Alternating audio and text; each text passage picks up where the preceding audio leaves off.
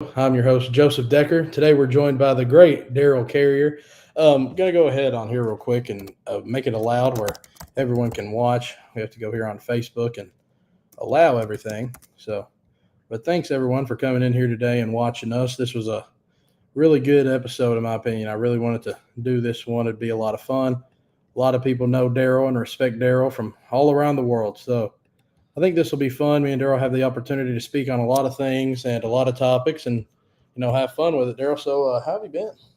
Great. Thanks for coming by and doing Always, this. I've had a great time already.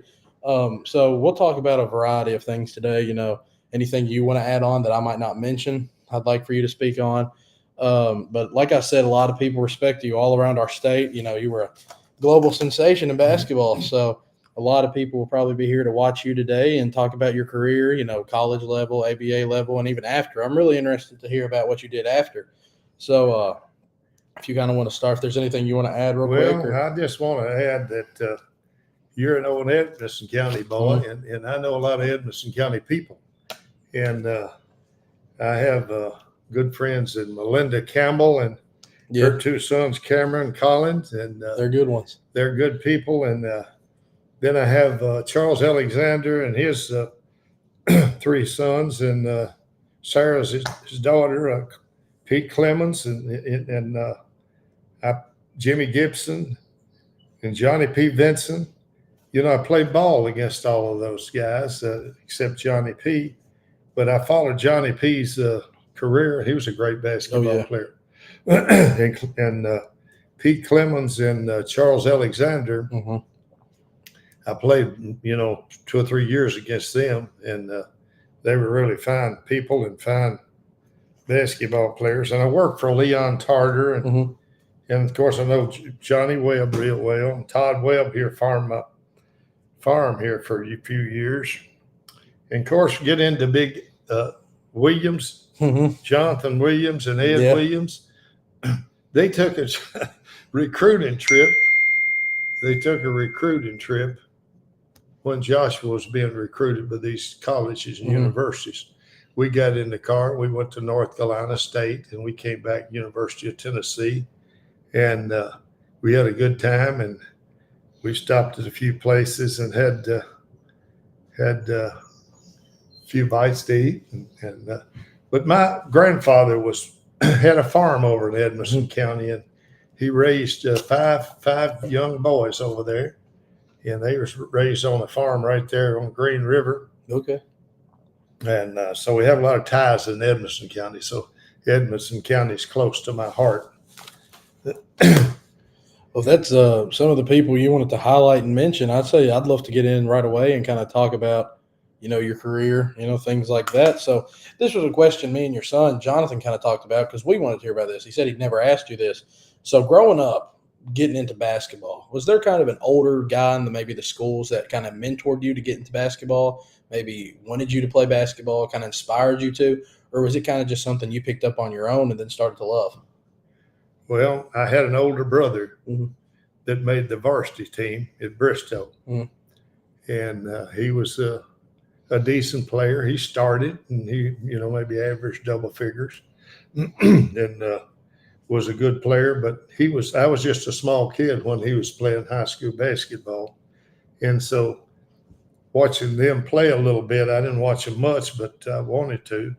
And watching him play, I took a liking for the game. And back then you just didn't have much money at all. And I finally got $3.98, I believe, together, or 95 cents, whatever, to get a little lace-up ball and a little small goal. And I put it on the side of a corn crib, and I shot that ball in that little goal, and I shot for 2 or 3 days. And I had a bunch of hogs right next to my little goal, and the ball went over, and an old sow took a bite of that ball, and that was all of that ball. So then I went on and bought me a $9.41 ball at the Firestone store in Bowling Green, a nice goal and a nice ball for $9.41. It was hard to accumulate that much money back then. and I got a lot of mileage off of that goal and ball. I played and played and played, and I put that goal up 10 feet tall, and I would shoot and shoot. And I had many a cold meal at night because my mother would see me shooting, and she'd say, "Darel, come in." We called it supper back then instead of dinner. She said, "Supper's ready." And I said, "Okay, I'll be in a minute." And I'd keep shooting. And I'd always eat a cold meal because I kept shooting and shooting and shooting. She had a good warm meal for me, but I kept shooting until I would eat a cold meal. Yeah. And so I really put a lot of time into shooting. Like when we got to the 7th grade, we had an organized basketball team, we called it a midget team. And we'd go out and play these other little teams. And we'd score about 36 points, and I'd have about 28 of them because nobody else on my team had a goal. Yeah. So therefore, they wasn't much of a shooter, and they didn't shoot a lot because when they did, they'd miss them. Yeah. And I did a lot of shooting and practice. I'm talking about practice. And it was, and it's where it goes. You got to work it. You got to outwork everybody you're playing against. I tried to outwork everybody. You got to be determined. So there's a load of things I want to talk about, but talk about growing up. We kind of mentioned, basketball in Bristol a little bit, but talk about growing up in Bristol. I want to know about your old high school, growing up in school, your education, some of your friends, things of that nature. Well, I had, it was a small school. My graduating class was about 17. And I remember having sulfur water at the school. And it was a terrible taste, but you get thirsty, you got to drink something. Yeah. And but it was a nice community, and I didn't live too far from school. And sometimes my teammates would come spend the night with me because their fathers couldn't hardly get them to the game. They lived too far away. Yeah. Some of them lived over in Bowling Springs and different places here in Warren County. And my mother always welcomed anybody that wanted to come spend the night or have a meal. She always welcomed them in, and my dad too. They never said, "Hey, don't bring that kid in here. Don't bring this." They always welcome. Anytime anybody wanted to come by, they welcome. And my wife's a lot the same way as my mother, and I really appreciate that because we're kind of giving people, and we want to show our love towards everybody. That's really good. That's good to hear. So, let's talk about some other things. I got so many questions here I'd love to talk about. You want to, we could stick on the topic, of high school if that's what you like to do, or we can kind of transition into, let's talk about high school basketball, your high school years, varsity, things like that. When did you kind of start getting recruited by coaches and having, guys like E.A. Diddle looking at you, people at Kentucky, Louisville, things like that? Well, I was we were we were playing Sunfish, Mm-hmm. and as a freshman, I had 64 points. It's pretty good. And of course, the Courier Journal, they brought a photographer down, and they took a photo of me and my coach and put it in the paper. And that's when coaches started looking at me. Anybody that could score 64. Yeah. And so they started recruiting. Started looking at me at that time. And I was a sophomore in high school. And, I never dreamed of playing college ball, never dreamed of getting a scholarship. I just loved to play. And I thought I'd probably be back on the farm milking 3 or 4 cows and following a couple of mules like I did when I was a kid, having an outside toilet and no plumbing in the house. And so that's the way I grew up. So I didn't know really what to think. I didn't have any dreams of getting a scholarship. And then when my sophomore year, my freshman year, I averaged 28 points a game. Mm-hmm. And then coaches began to look at me and call me every once in a while. And then my sophomore year, Mr. Diddle, he came out and offered me a scholarship at my sophomore year, and that's pretty early. Oh yeah. And then the next year, he offered my twin brother a scholarship. And then I had other offers from around over the country, but I want to stay close to home, and it would either be Louisville, Kentucky, or Western. And Mr. Diddle practically lived at my house. You could recruit differently back then.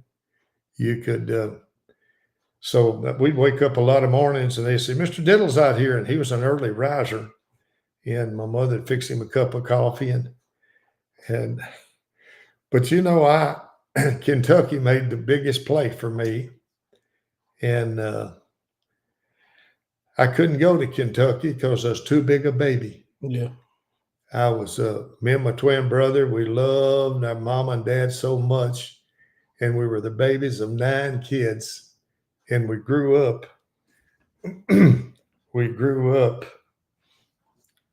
working hard, being at home, and we couldn't hardly get away from mom and dad. In fact, the reason we couldn't go to Kentucky is when we decided to go to Western, we came home during the week to visit my mom and dad. And then on every weekend, we spent Friday and Saturday night with my mother and dad. And then when we leave on Sunday, just going 10 minutes away from home, my mom would cry. Her babies are leaving, going to school. Yeah. So we were so close. If we'd have gone to Kentucky, now Joshua, my son, went to Kentucky, and he was more mature and act like a man at that time. Yeah. And I was still a little baby. And we'd have quit the first month if we'd gone to Kentucky, because we were homebodies. We grew up a lot like the Amish people. Yeah. And when you're that close, it's really sick when you're that close, but that's just the way it was. Yeah, I understand 100%. So talk about, kind of going into college, at Western. So who were some of the guys you got to play with and share the court with? Well, I shared the court with the great Bobby Rasco. In fact, we became best friends, and we played on 3 different teams together. Let me cut this phone. You're good. We played on 3 different teams together. And so and I played with Harry Todd and Bobby Jackson, Jim Dunn, and some players like that. In fact, my sophomore year, we had a team that could beat anybody in the country. And we got in the NCAA, and we beat a couple of teams. And then we got against the great Ohio State, Jerry Lucas and John Havlicek and those boys. And we was leading them at halftime, but they beat us. Yeah. And they went on, I believe, and won the national championship. So but anyway, Harry Todd, this is a good story. Harry Todd, he came in to be in a Hall of Fame deal about last year. So I said, I've got to go up and talk to Harry. I haven't seen him since he left Western. So I go up and shake hands. I said, hey, Harry, this is Darel Carrier. I said, how you doing? He said, good. How you doing, Darel? And I said, I don't know if you remember me or not, but I'm the one that used to pass you the basketball. And he said, when I was out of bounds? So I called another boy that was out there at Phillips 66ers. And I said, my teammate at Western, I had a little conversation with him. And I said, I'm the one that used to pass you the basketball. And he said, well, you used to pass me the basketball in practice. So, but anyway, I had a great college career. But Dan, I tell you what, we just were homebodies. And I did, after college, I left and went with the Phillips 66ers. And you'd have thought it was a funeral. Everybody in my family gathered that weekend and cried just like it's a funeral for me leaving. And it was tough on me leaving. And after going out to Bartlesville, Oklahoma, and playing with the Phillips 66ers, I came back 12 times that year. Every month I'd drive 628 miles one way and then drive back. And I do that every month just to see my mom and dad and my family. But that was one of the greatest experiences I've ever had in basketball, is playing with the Phillips 66ers. because I played in the World Tournament. I was leading scorer in the World Tournament, played in the Pan American Games, played on 2 U.S. national teams. We won a gold medal in the Pan American Games. And, but on a national team, on a couple of those national teams, there's a boy named Dave Shellhouse that was All-American from Purdue, and he was #1 draft pick by Chicago Bulls. Mm-hmm. So the coach liked my playing, so he put me out there and put Dave Shellhouse on the bench. I was a little quicker than he was. I could block his shot. And I was making him, and he quit and went home, which if I was #1 draft pick, I would have too, Yeah. But it was a great experience. And I also traveled to 23 foreign countries playing basketball. And so what an experience I had with the Phillips 66ers. I was there for 3 years, and I'll never forget all the good stuff that happened to me when I was with Phillips 66ers. Mm-hmm. After that, I came with the Kentucky Colonels, but if you have some other questions. Well, I didn't want to cut you off, but a lot of people know kind of about the Kentucky Colonels. But can you speak on the Phillips 66ers? Because some people is not familiar with them, or kind of who they were. Because there's a little bit back, and they're not a team today. So some people might not be aware of that. I want you to share kind of your coaches, the organization, things like that. Well, with the Phillips 66ers, you still counted an amateur. Mm-hmm. We had a league, Akron Goodyears and 2 or 3 other teams. But what was the advantage of going with the Phillips 66ers is you had a great job as soon as you finished playing basketball. And you go to the NBA, you get cut from the NBA, you're back on the streets. You got to be looking for a job. So that was the big advantage. And we were as good as any of the pro teams because we had All-Americans from different colleges coming to play with the Phillips 66ers. And we had our own plane, and we had our own steward and pilots, and they put the food on there, and some of the guys would get back there on the tables and play cards. I didn't play cards, but they did. And we had a DC-3 plane, and it was kind of slow, and it hit some air bumps, and I was the only one on the team that would get sick. So quite often I'd throw up on that plane. And so the pilot and co-pilot knew that I was getting sick back there. I was the only player that did get sick. And they put me right between them, between the pilot and co-pilot. And I watched them every move they made off the ground, landing the plane and all that. And I believe if we got in trouble and one of them had a heart attack, I believe I could have stepped in and land the plane or take it off or whatever, because I was there between them. They had me a seat between them. And the co-pilot, he was a funny guy. He said, "Wonder what the poor people are doing." I said, "Well, I guess they're working for a living." We'd be flying. So it was a wonderful, wonderful experience. And after you finished playing, you had a great job. And but when Kentucky Colonels came around and had a pro team right here at my back door, they called me and wanted me to come and play. And this is the way we did it. I want to take a little portion out right now to we got some people talking in the comments. One of them is Daniel Woosley. His father is Mark Woosley. Oh, yeah. I'm very familiar with him. I've had him over here working him out and trying to make a player out of him when he was in the 6th grade. And he was a great kid. And you see those cabinets right there? Yeah, I've told his dad did. His dad did those. And so he was pretty prepared for this episode, Daniel. One of your biggest fans that I've got to kind of see. He was really excited for this. He talked about it. We have a man by the name of Jeff Sparks in here. He says, "I was one of his ball boys with the Colonels, fun times." He talked about you and Louis Dampier. He said, "One hell of a backcourt." Melinda Campbell said, "Great man, a legend, and a wonderful friend." So multiple people kind of paying their respects to you and talking, a little bit. Is there anything you'd want to add on that? I'm close to Melinda and her family, and they're just wonderful people. And it's been a while since I've happened to see that ball boy.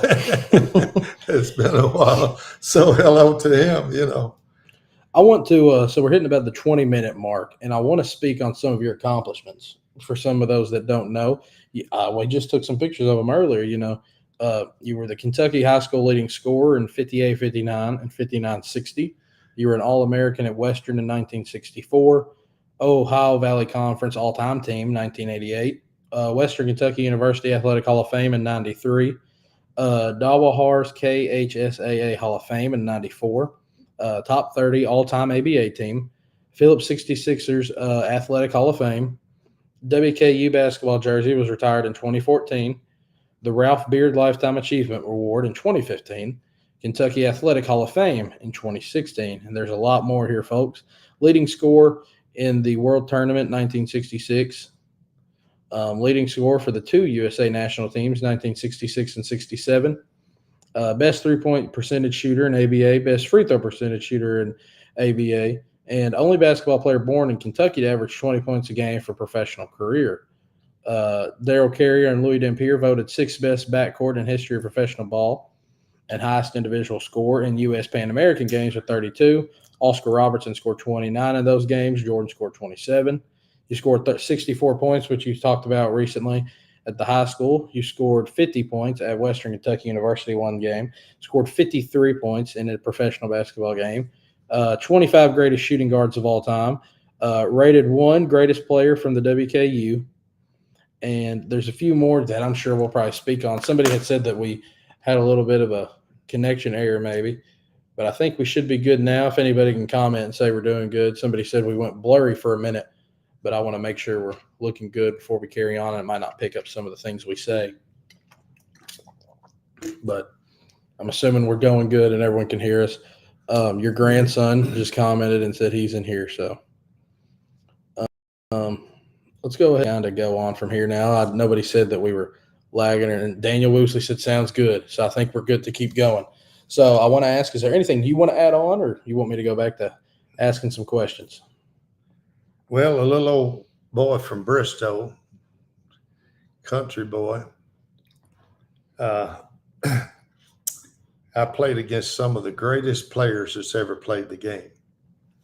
I played against Oscar Robertson, Kareem, Jerry Lucas, John Havlicek, Earl the Pearl Monroe, Rick Berry, Dr. J. Played with Artist Gilmore and Dan Issel, Louis Dampier all. And so I've played against some of the greatest that's ever picked up a basketball. And just it blows my mind to think that I had those kind of opportunities, and I was so fortunate and lucky to get to play where I did and to accomplish what I did. And I'm very humble and thankful for. I did put in a lot of hard work, and I was a non-drinker, and I didn't smoke, and I've never smoked a cigarette or drank a beer, and I put on when I was in the pros. Easy Ed McCulley asked me to come and put on a shooting exhibition for a high school clinic, and I did, and he liked the way I did it, and he had Pistol Pete working some ball handling drills, and I've been in some camps with Pistol Pete. But anyway, after 2 or 3 shooting exhibitions, I'd tell the kids I could hit 27 out of 30 from the top of the key, and I never failed doing that, but once in 4 years. Sometimes I could hit 30 for 30 or 29 out of 30 or 28 out of 30, but never under 27. So I'd tell the kids I could hit 27. I did a clinic for Clem Haskins, and I told the kids I could hit 27 out of 30, and I did. And after I shot, my twin brother walked over to Clem and said, "What do these other pros do when they come in and do those things?" And he said, "None of them can say they can hit 27 and back it up." He said, "Darel's the only one can do that." So with my shooting skills and Louis Dampier's shooting skills, I had a firm out of Los Angeles, California, wanted to do some commercials for us. And I said, well, I talked to my general manager and I said, this outfit wants me to come out and they want to do some commercials and they want a certain percentage. And he said, well, I tell you what I'll do. He said, I'll get you some commercials, local commercials, and won't charge you a thing because they'll want part of your money that you're making from putting on those shooting exhibitions. And I went to 4 different states putting on those shooting exhibitions. And I said, okay, go ahead and get me a commercial or two. So I went in one day from practice, and I had a big long front porch in my apartment, and they unloaded a truckload of Fall City beer. And man, I saw all that beer there. And when I go to these camps, I tell the kids to live a good, clean life, don't drink, smoke, and go to the church of their choice. But never to, I didn't tell them drink beer. Yeah. So what I did is I called my general manager and I said, you tell them bring that truck over there and load that beer up because I will not be doing a beer commercial. Yeah, I understand. And they came and got all the beer. And but he didn't tell me before he was going to get me one that he's going to do a beer commercial. Yeah. And I wasn't about to do a beer commercial and trying to go out here and teach these kids not to do how it. to live clean, how to not be drinkers and smokers. So that was something that I think the people need to hear. Yeah, that's good. You kept your image, in and outside of basketball, which I think is great. Let's talk about this. Jonathan and me, we talked a lot kind of leading up to this. Jonathan Carrier, her son, for those who might not know, and we had a lot of questions we kind of came up with together that I wanted to talk and ask you. And one of them is something that he said you stood by, and you talked about this a lot. How to score 14 points without taking a jump shot in the game. Yeah, I tell these youngsters, I said, hey, before the game starts, I have 14 points. Yeah. I have 14 points before the game starts. So it was pretty easy for me to average over 30 points a game. And I said, first of all,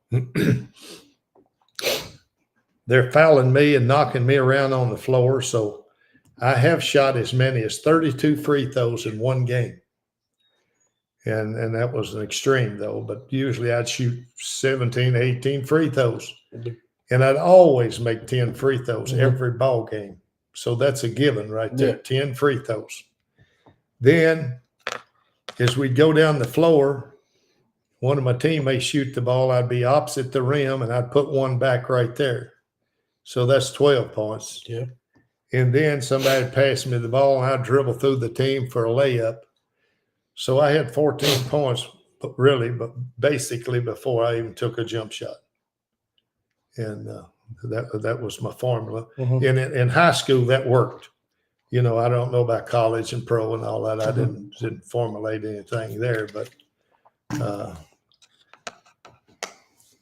I think that's fun. That's interesting because I'd heard that mentioned before, but I didn't know the real details or story behind it.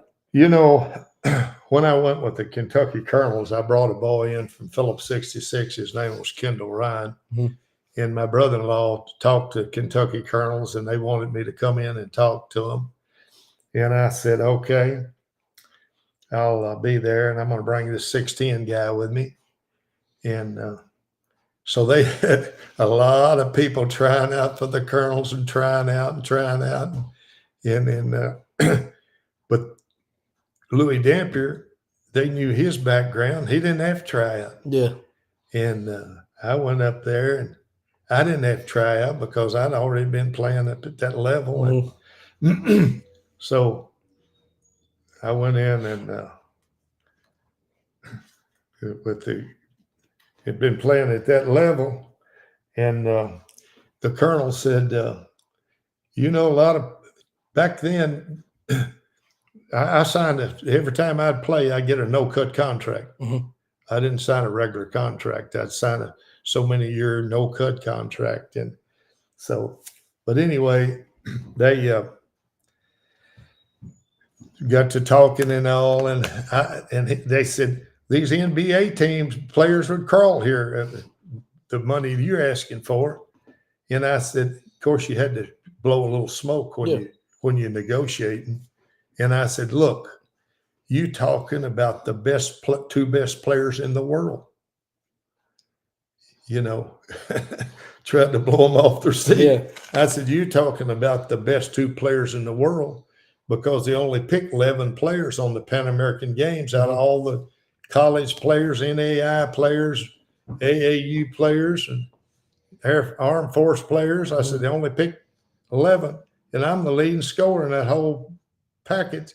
And this guy here, he's 6'10", and they shut up and they gave me what we wanted. And but sometimes you gotta when you negotiate, and you got to do that.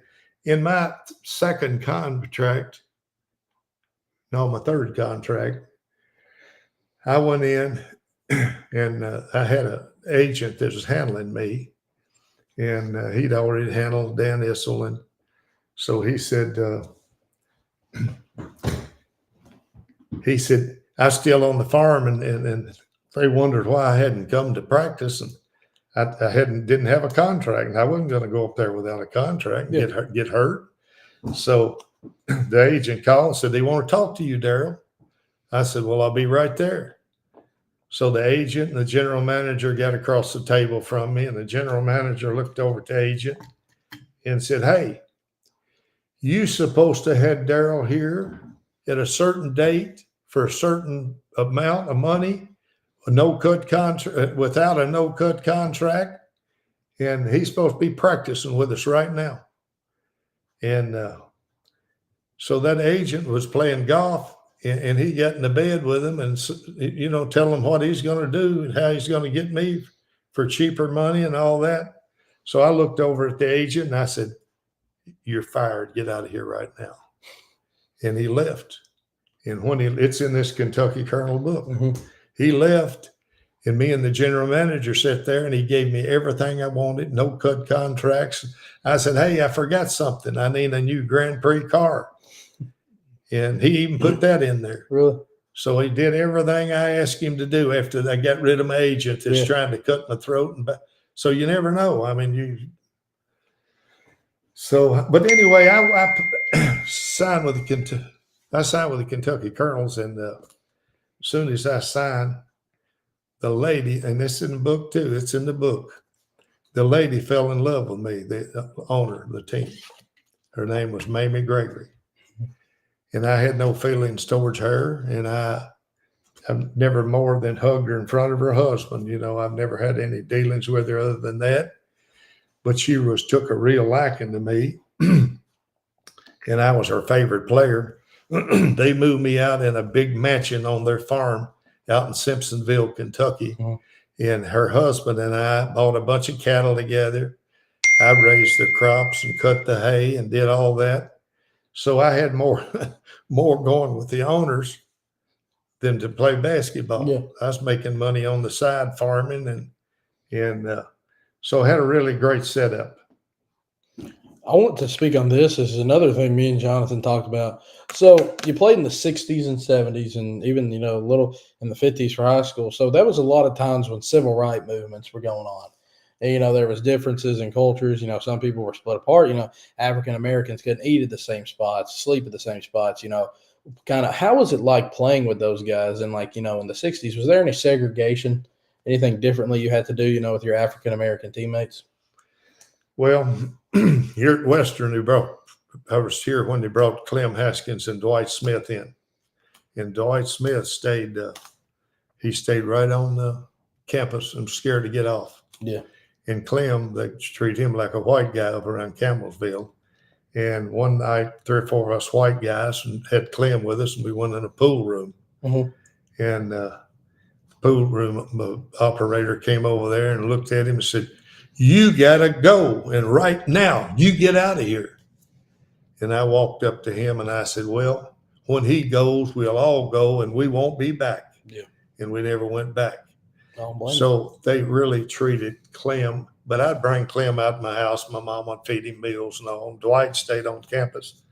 But they had to, sometimes when they started off, they had to bring the food to the bus, or they had to, they were treated awful, terrible. And those black guys were my friends. Well, the first night I played in the ABA, I got in a fight with a black guy. We slugged it out. He elbowed me or something, and we just had a fight right there. So I had to establish myself among a lot of blacks and whites. But we had a guy named Goose Ligon that was a great player, great rebounder, just a great person. And he played with me all the time I was up there. And he was just like one of us. I mean, he he looked a lot like Bill Cosby. We would be in an airport and some people would walk up and say, "I want you to autograph Bill Cosby." And he said, "I'm not really Bill Cosby." And they said, "Oh, yes, you are. He looked just like him." So he'd sign Bill Cosby. And, but we had a lot of fun. Let's talk about it. We got so much stuff. During your time when you played the league, the sport was extremely talented. When you were on the Kentucky Colonels, we kind of spoke on this a little bit. Were you guaranteed a spot in the starting lineup, or did you have to compete against someone for that? Oh man, you're not guaranteed. You're not guaranteed anything. You're not guaranteed a bottle of water. You got to get out there and fight and work. And no, they don't guarantee you any playing time, or you got to prove yourself. Yeah. And when I went with them, it was a guard-oriented offense. Goose Ligon was really great around the basket, and we'd get him the ball when we could. But Louis Damper could shoot it, once he came over half court, I could do the same. And we let him fly. And our coach expected us to get 50 points between Louis and myself. And he said, every time we can get 50 from my two guards, we win the ball game. Yeah. And we would. And sometimes we'd get 60 and sometimes 55. But we would But Gene Rhodes, he was our second coach, and he said, our first coach was Johnny Givens. And Johnny Givens, he just had high school coaching experience, and he'd have us to pass the ball and go to the ball every time. And, up at that level, you got to pass and go away from the ball and then bring people to the ball and have a lot of different movements. And so I'd played on some really good teams, and we got played against the New York Nets. And after playing with the Nets, we got beat that night. And I took all the team. It's the only time I've ever tried to coach. I took all my teammates out on a parking lot, and I said, I'm going to run 3 plays tonight, and we're going to call all of them special. I'm going to throw it. If I throw it to a guard, I'm going to go in and swing out and over a couple of picks, and you get me the ball. And I said, we'll call that special. Wherever I threw the ball determined who was going to shoot the ball. So if I threw it to a guard, the guard was going to shoot. And if I threw it to a forward, the center was going to shoot. And if I threw it to the center, the forward was going to shoot. And we called all of them special. And, man, I played under a coach that really – and that was a great offense. And, I put it in an hour's time out on the parking lot. We went in that night and beat New York. We played them 2 nights in a row. We beat them the second night. And as we was coming down the floor, we didn't hold our hand up or anything. We just holler special.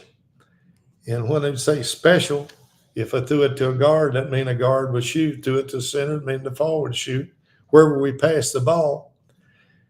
And we start scoring.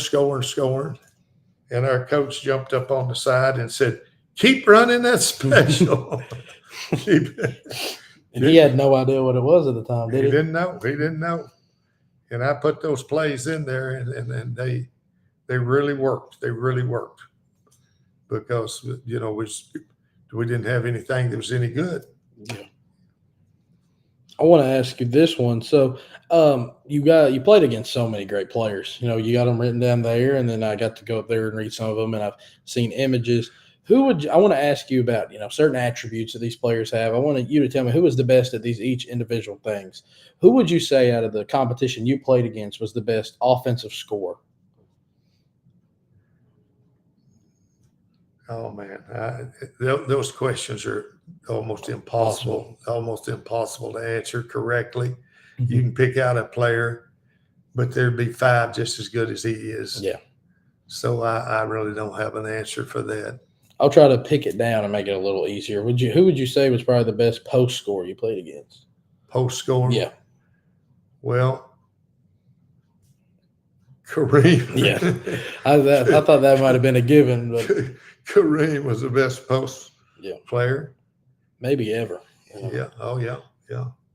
And I want to expand it on, which I mean, you could say yourself for this one, but outside of yourself, who was the best, shooter? Could stretch it from behind the arc. I know you talked about Louis being an excellent shooter, but well, they had Rick Mount came in from Purdue, and his percentage wasn't quite up there with mine and Louis, but he was a great shooter. And his little boy named Billy Keller was a great shooter and a great player. He was from Purdue. Those guys could extend the court, and Louis and I could extend the court probably better than anybody in the league. But some of those teams had one good shooter. Yeah. But it pays to have two good shooters because they can't get out there and double use as much when you have two good shooters. Then I want to say, who was the best, defender you ever played against? Who gave you the most struggles, on the court?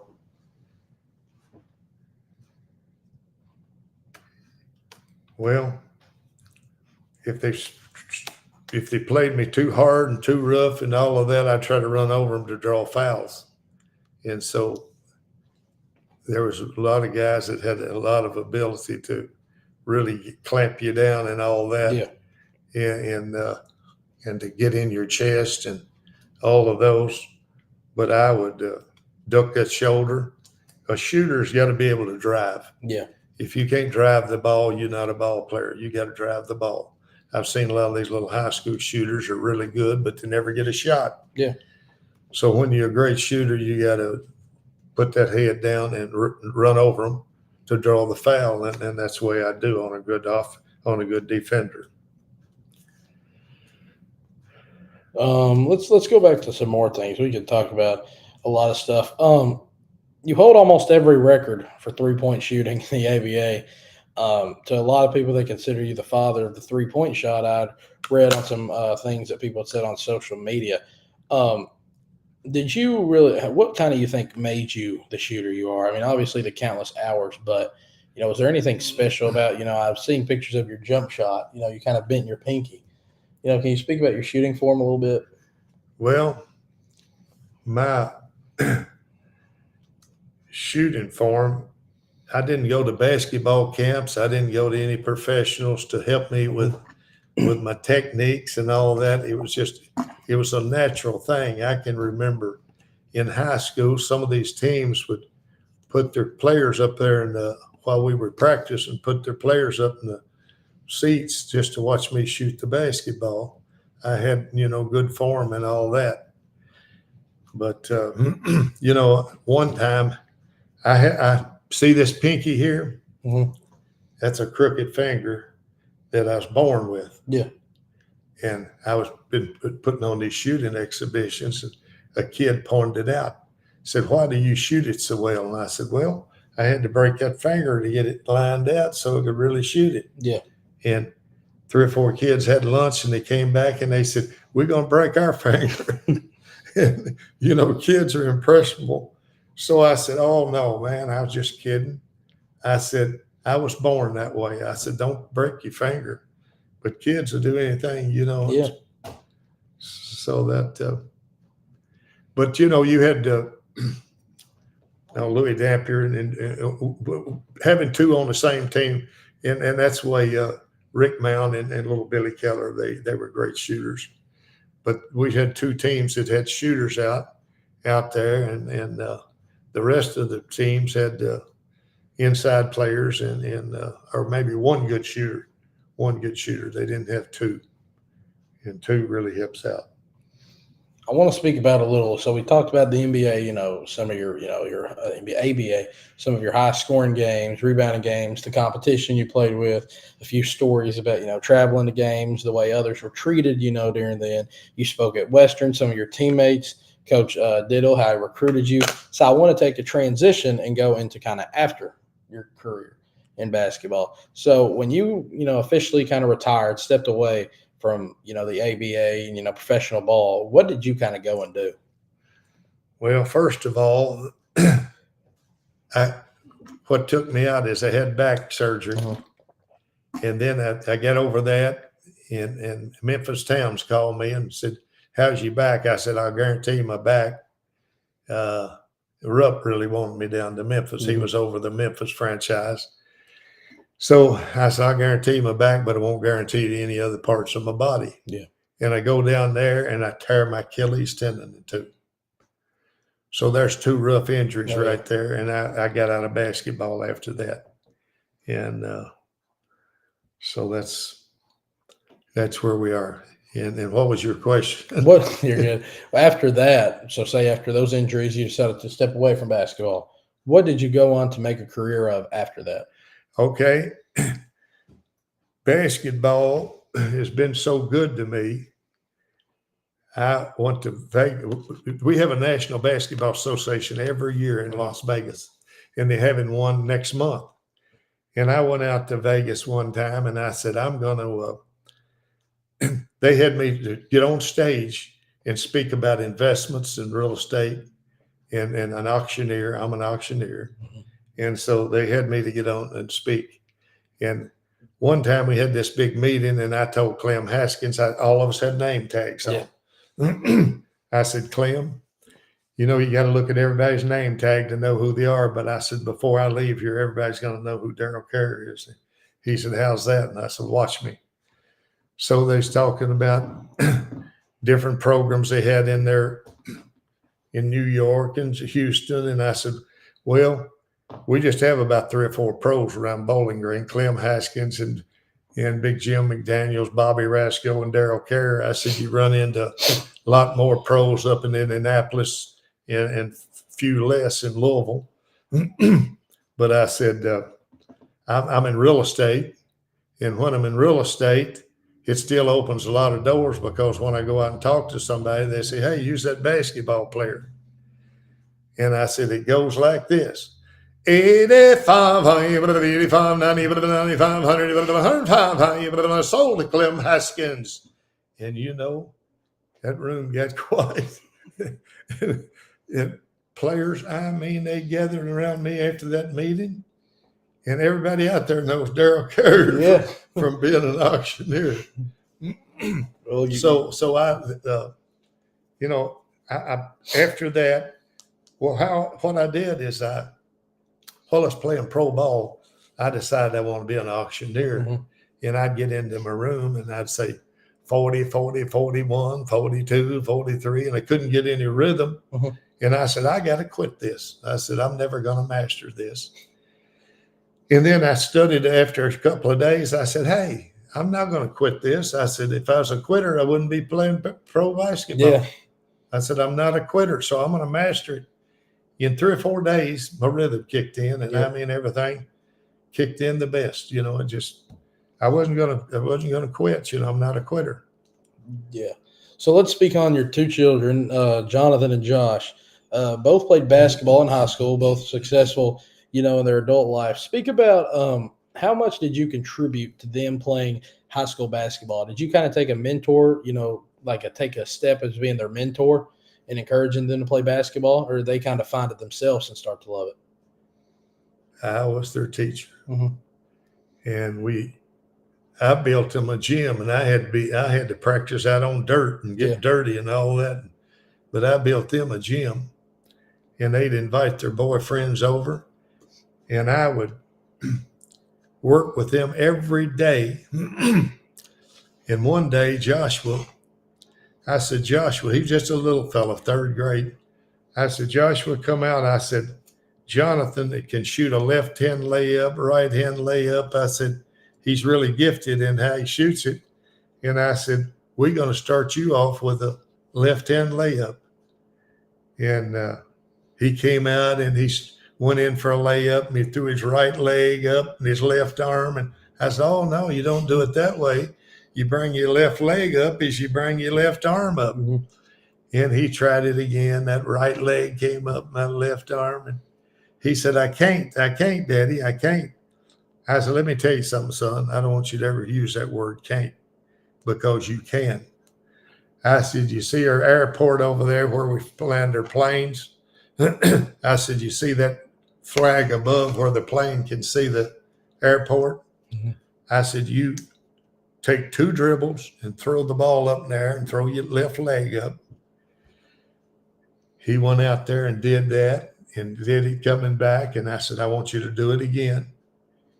And he went in and shot a beautiful left hand layup after just going a distance and coming back.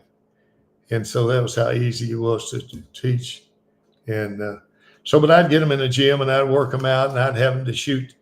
I'd have them to shoot so many straight shots, and then make a move with the ball and shoot, and then several moves and shoot, the layup and shoot. Then before long, I had them shooting 3-pointers when they got big enough. And we would go to the gym. Now, this seems like a tall story, but we'd go to the gym, and we all would make 3. Well, I would be in shooting drills with them.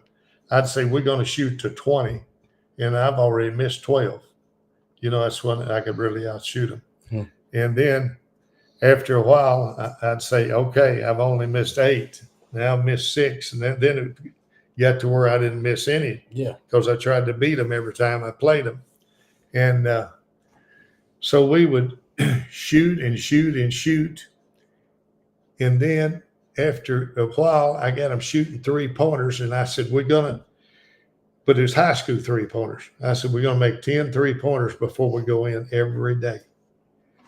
So you start making 10 in a row. You miss on your 3rd shot. You miss on your 5th shot. You miss on your 8th shot. But we shot till we made 10 in a row. And finally, they got to doing it just, after 1 or 2 tries, they'd hit 10 shots in a row. And I'd hit my 10 shots in a row. And I tell you how dedicated Joshua was about his 10. We were at Warren East one night playing. And I said, your mom was going to be worried about us. We didn't have telephones. Didn't have a telephone then.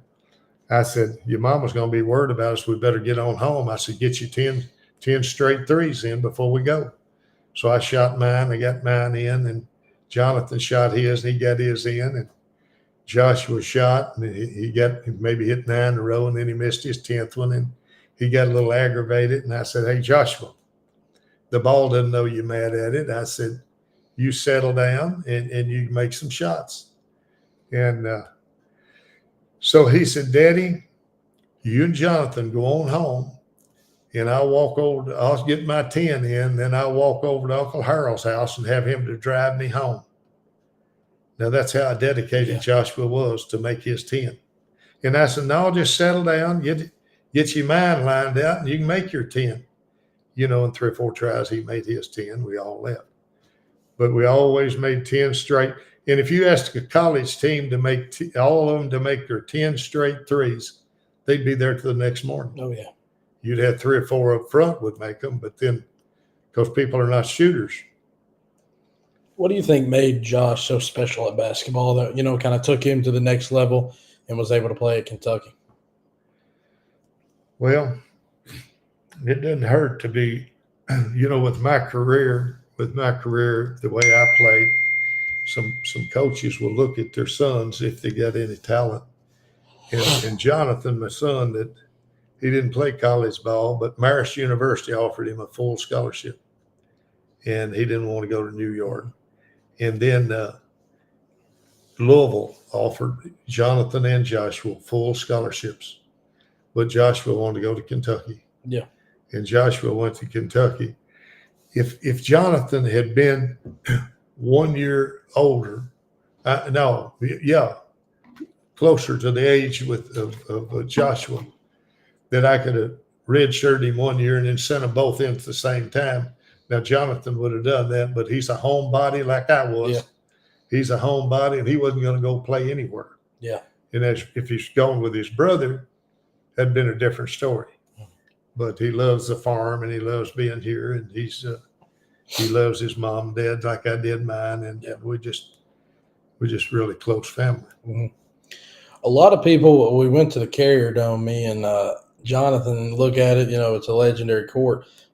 Nate, can you name me some of the high schoolers and kids you've got to work with out there? Kind of give them some advice, play around, things like that. I know you've probably worked with a lot, and you can't name all, but is there some you can mention? I know Jonathan Williams. We spoke about Daniel Woosley. Yeah, Rocky Tyree, and he played a lot of ball over here. Rocky did, and but anyway, I got a call, I believe, from Dr. Clemens and Kevin Clemens. Mm-hmm. He said, "Would y'all consider working with some players from Edmonson County to make them better?" And I said, "Well, we would." And so what I did is I said, "We'll give individual instructions. The correct way to dribble the ball. It's about 5 or 6 different dribbles, and reverse dribbles, and the correct way to shoot the ball, and then how to come off of screens, and just everything about basketball." So I got 5 kids from Edmonson County, and I sat and talked with their parents, and I said, "Hey, if I'm over here babysitting your children, I'm not interested. But if your kids are really interested in the game, then I'm interested in working with them. But I'm not over here to babysit." Yeah. And I said, after I work with them a month, then there's more kids that want to come in, and we'll be working with them. We put on individual instructions. But I said, if you'll work for a couple of weeks and want to stay another month, I'll keep you another month. We won't let anybody in here. And they did that. These kids did that.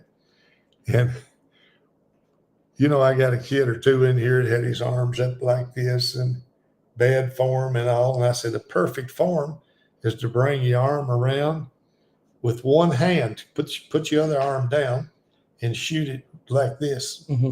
And it's a perfect way to shoot. And work with a kid. And I got,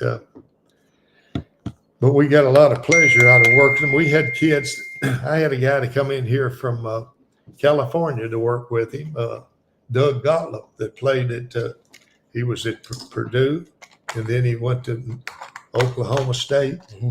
And he came in here 2 different times for me to work with him. And then we worked with a team out of Memphis, Tennessee. And he came, this guy told us about him, and they came up here and brought their film with them and cameras. And this guy brought his mother. And he said, "How does your son have the attention that he has with these kids?" He said, "I can't get their attention. They won't listen to me." And I said, "Well, let me tell you something. If they didn't listen to him, you know what he'd tell them? To get in that van and head back to Memphis. Because we're up here to be serious about the game and to teach the kids the right way and in a good manners." But he said, "I can't believe he's got their attention like that." So we didn't allow any clowning. We're serious about when we got a kid. We want him to be serious about his game. And we didn't want to babysit a bunch of kids that didn't want to play. We got so much more that we can mention and speak of and things, it's just what direction we want to go into and talk about. We could kind of go back and reminisce on some things about the league. I was brought to my attention, Jonathan said that one of the courts at Bristow, one of the gyms is named after you. Is that correct? Gym floor. Yeah, the gym floor. At Bristow. Yeah, at Bristow, they named the gym floor after me, and I was very honored that they did that. And, I did have a good career out at Bristow. And there's another boy, his name was Richard Hendricks, and he scored 40-some points a ball game and was a tremendous player, a great player. And he went to Western and played at Western. He was offered scholarships at University of Louisville with Wes Unseld and Ralph, or the Beard kid. But he decided to go to Western so his family could be right here to watch him. Yeah. And he didn't get to play that much. I mean, it's amazing if you get an opportunity, if you don't get an opportunity. And I've been so lucky everywhere I've been, even in these All-Star games, they picked me out to play, and so that's been really wonderful. They could have said, hey, after I left Western, went to Phillips 66ers, I said, hey, either I'm going to the bench or I'm going to be playing. Yeah. And I mean, when I got out there, I knocked heads and I would play defense. And I had one boy doing the same thing in practice. And he would try to fight me in practice. And then one day we were out to the side and I said, we had our street clothes on. And his name was Jimmy Kerwin. He was All-American he was an All-American. And I told him, I said, Jimmy, you buck up to me and want to fight every day. And I said, we're gonna get over this really quick, because you see this little building down here? I said, I'll take you down there and just beat the hell out of you. Or you can beat it out of me. I said, because we're not going to fight every day in practice. Yeah. I said, coach is going to tell us who he's going to play, and he'll play the best player. And man, he knew I meant business, because I was tired of him trying to fight in practice every day. And so he quit that nonsense after I told him that. I said, hey, let's get it over with. Let's go down here and see who's the best man. And but we've had some experiences. I want to go back a little bit and speak on your competition. Let me see if can I use that piece of paper? I want to write this down because I want to do this. There's 5 positions on the basketball floor. There's a point guard, there's a shooting guard, there's a small forward, a power forward, and a center. And, there's a lot of guys at those positions that you got to play against that were elite level basketball players, made impacts, were hard to play against, and known as legends. Can you make me, out of your competition that you played against and played with, your all-time starting 5 from that era? The names of Dr. J, Kareem, Havlicek, Lucas. Can you assemble me a starting 5? Named them. You just named them. Those are, they don't get any better than, Lucas and Havlicek and Kareem and Oscar Robertson and Dr. J. You've named the 5 right there. Yeah. So you would say Oscar at the point guard, Havlicek at the 2, Irving at the 3, Lucas at the 4, and Kareem at the 5? Yeah, Kareem would be at the 5, but I tell you what, Jerry Lucas was a great center. He played center. Yeah. He was a great rebounder, averaged about 20 rebounds a game. Yeah. Scored 20 points a game. He's just a wonderful player. But that's about as good as you can get. Yeah.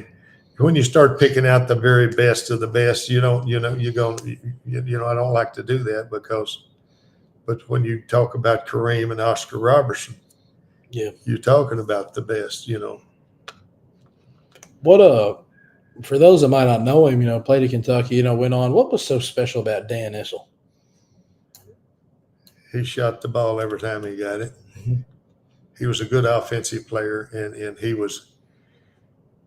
We had some guys when he first got up there that made him look bad in practice, but and that was good because anytime you passed it to Dan, he was going to shoot it. Yeah, and he was capable of scoring. And he would either drive, but he could shoot a jump shot at the free throw line, and he would head in. And we had a great team with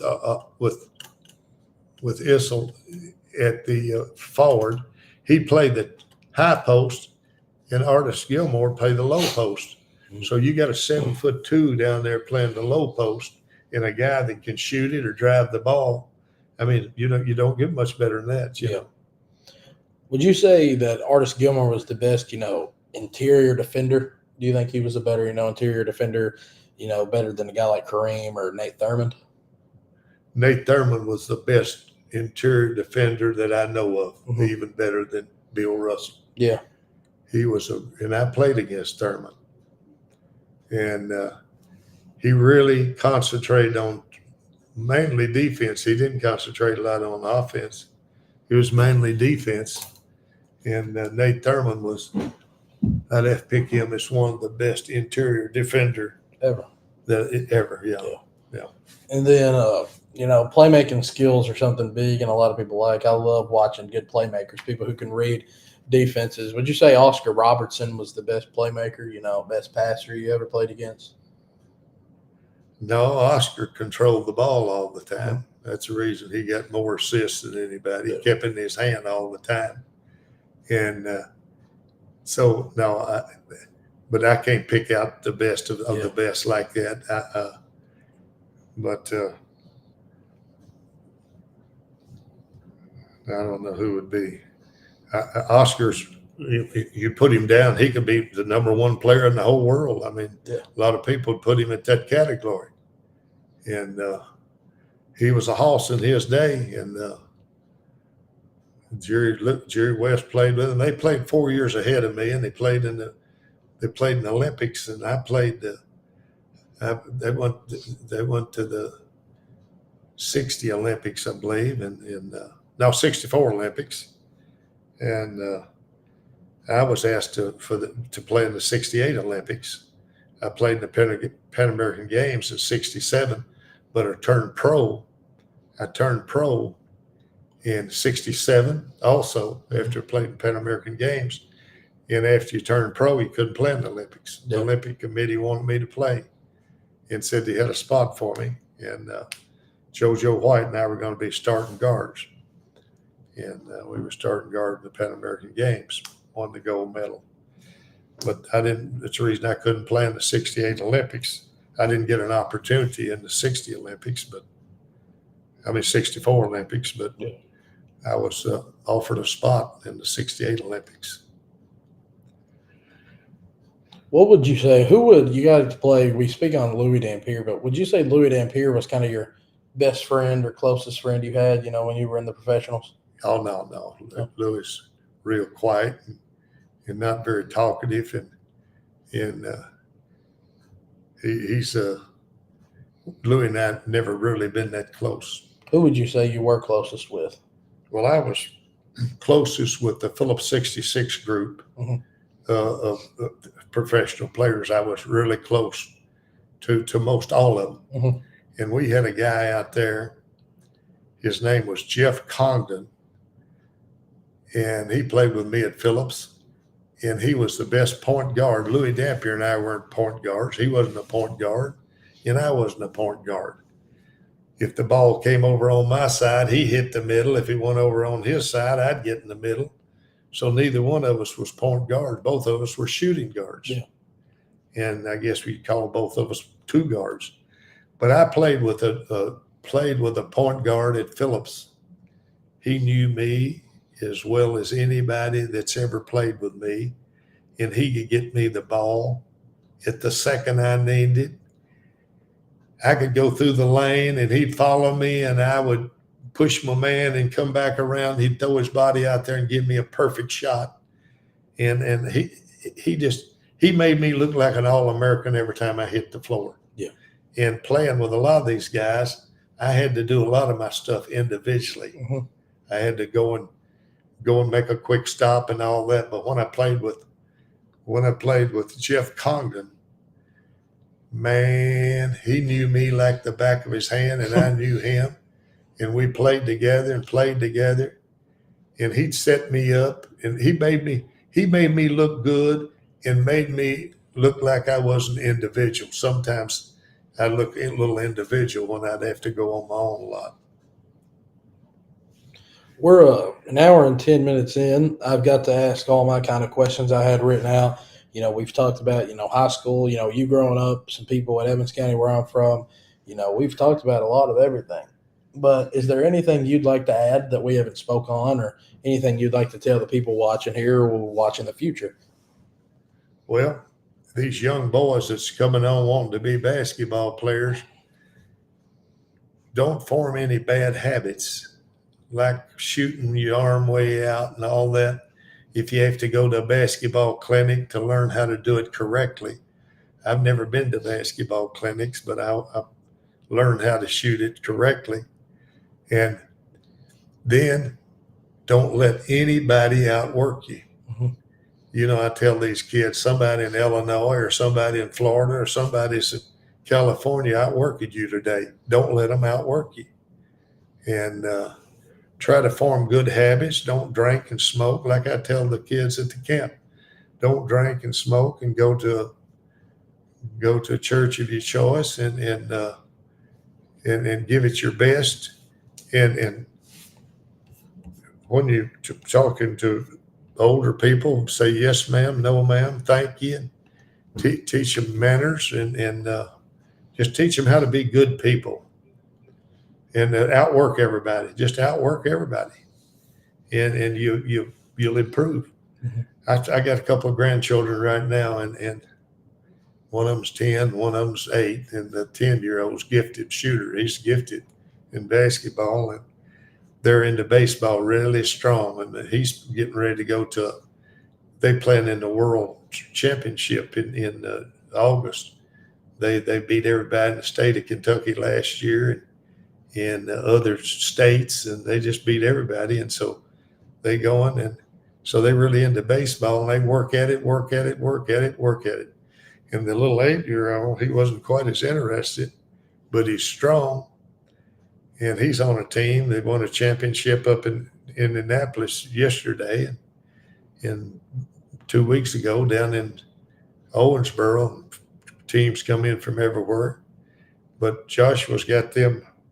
I mean, he's got them humming. He's got them working, and they're willing to work. And so this is what it takes. I mean, you can't. You know, so many kids dream of being in the NBA or dreaming playing college ball. I never thought even about getting a scholarship. I just went out and played hard and enjoyed it. Yeah. Not to talk you to death. No, I'm thinking that's. I think that's one thing we always ask somebody is to give a piece of advice. You know, you'd give to a younger kid or athlete, and you kind of took the words out of my mouth and answered that, to a perfection. So I think that was perfect, and I think that's things people even if they're not playing sports, a job or anything, work the hardest at it, and it'll show up. Yeah, and have a good attitude. Yeah. You can think positive thoughts, and you can build on that, or you can think negative thoughts and build on that. Mm-hmm. And negative thoughts will destroy you, and good positive stuff will develop you into something and somebody. Well, yeah, and that's perfect wording. You did it. You hit it right the nail on the head. And if that's all you wanted to add to close this out, we'll wrap this up. I want to thank all of our sponsorships at the bottom: H&K Construction, Grable Funeral Home, Martin & Sons Plumbing, Alford Pharmacy, Scott Skaggs Photography, The Hidden Homestead, Kevin Alexander County Clerk, Corey Colbert Insurance Agent at Kentucky Farm Bureau, Lake Forest Recruiting, Braden's Blessings, and Tent Studios. We'll be posting a little tidbit about our sponsors since we didn't, kind of open the show with them today. But I want to thank those because without them, we couldn't have this today and be able to do some of the stuff we do. Daniel Woosley said, good episode, and he really enjoyed it. Isaiah, your grandson, was watching, and he commented. So a lot of people was really excited for this episode, and I had a great time. I learned a lot. That's something I love to do, is to learn a little more and learn some history. So I had a great time. I hope you had a good time too. Got to talk about some stuff, and I hope I was a good host for you today and got to ask you some good questions. And I want to thank everyone for watching. If there's anything you want to leave us off with, I want to thank you for coming in and doing that and giving the people out there a little history about me. And of course, it's a little history. And I want to thank all the sponsors. I think this is wonderful that you can come to my home and do this. And so thank you so much. Thank you too. And ladies and gentlemen, thank you for tuning in and watching the Joe Show here today. We'll try to get you guys some more episodes and things in the future. We're working on some stuff, and we're traveling a lot, going and watching basketball. So thank you for tuning in today.